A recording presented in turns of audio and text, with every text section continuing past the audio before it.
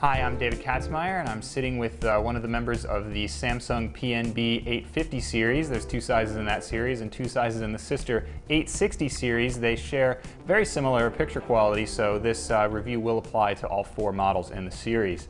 The big thing about these sets is the really thin profile. When you look at them on the side, they're really only about 1.2 inches thick. For a plasma, that's really thin. Most plasmas are around 3 to 4 inches thick. Of course, it's debatable how valuable that extra real estate on the side is, but you know, if you really want that wow factor when you walk into the room and see it from the side and it almost disappears, this is your TV.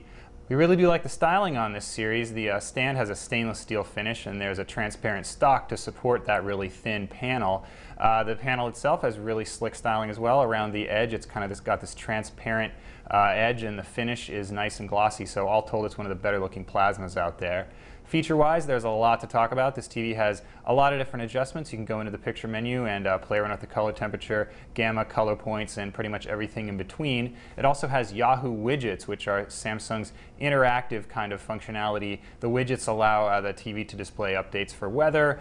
You can actually check out a Twitter widget, and a brand new one is YouTube. So new widgets supposedly coming out very soon, although we didn't really like the system's implementation so far. It's relatively sluggish, but if you like that interactive functionality, the Samsung does offer it with Yahoo Widgets. Around back, as you can see here, the input bay is not your standard issue. It actually has these side-facing inputs, and that's because the panel itself is really slim, so Samsung had to kind of build them in here on the side. The input selection is relatively sparse, however. You do get 4 HDMI inputs, which is great, but there's only one component video input, which also doubles as a composite input, and that's it. So if you have a lot of analog sources to connect to this TV, you're probably going to want to hook them up to a switcher or something like that.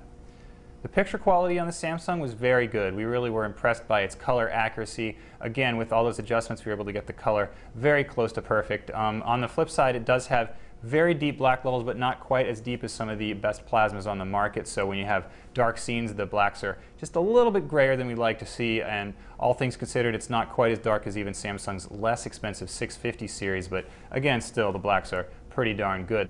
There's also solid video processing on this TV. It has 1080p 24 compatibility, which kicks in automatically on the 850 series. On the 860, you have to manually engage the Cinema Smooth option, but either way, it works relatively well.